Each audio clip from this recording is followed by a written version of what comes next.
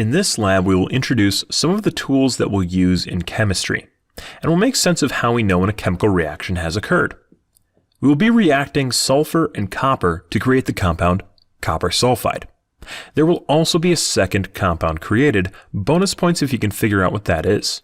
If you need a hint, there are 3 pretty reactive substances in the test tube. For the discussion section of this lab, I'll have you do a little research on the different types of mixtures that we will encounter in chemistry. Those are pure elements, pure compounds, heterogeneous mixtures, and homogeneous mixtures.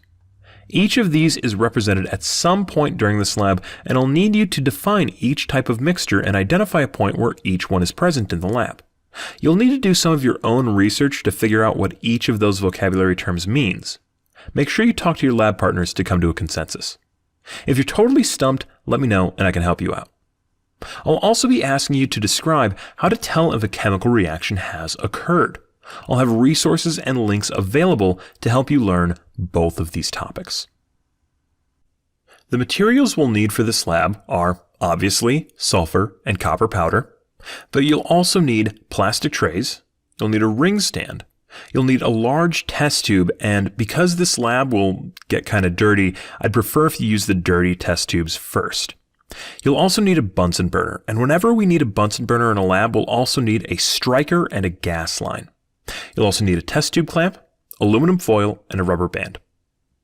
For our procedure, first we need to weigh out our reactants. Set the weigh boat on the scale and press the tare button to set it to 0 grams. Then weigh out 4.5 grams of copper powder. We don't need to be too precise here, so it's okay to be off by as much as 10%. Set your copper powder aside and weigh out 1 gram of sulfur. Next, we need to mix our powders. The most efficient method for this is to simply pour the powders between the weigh boats back and forth until we have a homogeneous mixture. This is what you should do whenever you're trying to mix powders, like solid powders. Next, set the mixture aside and set up your test tube clamp on the ring stand. Place the test tube in the clamp and secure it. It should be tight enough that you can't easily move it, but not too tight because the clamp can shatter the glass if you screw it on too hard. Next, we want to pour the mixture into the test tube and seal it using the aluminum square and the rubber band. The test tube should be tilted so that the flame doesn't melt the clamp, and the end of the test tube should be pointed towards the wall and away from anyone's face, because this will build up pressure and they can occasionally explode, and I don't think you want burning sulfur in your face.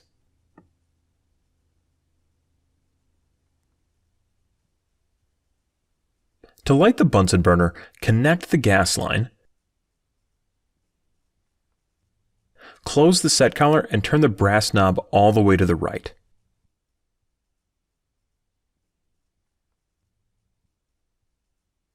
Then open the gas line and turn the brass knob until you hear a light hissing sound. Use the striker to light the flame, and then adjust the set collar until you have a blue, roaring flame.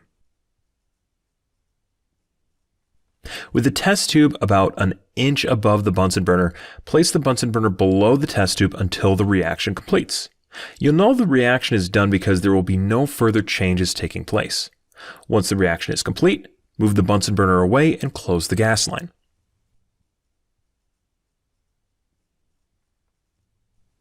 Let's see that one more time, but close up.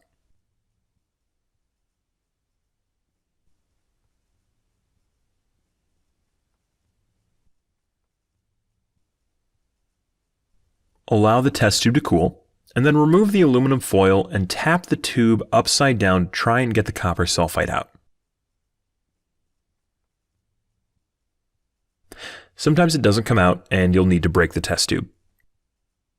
To do this, wrap it up in paper towel, then smash it with something heavy. Grab your copper sulfide and throw away the broken glass in the trash, and then clean your lab station.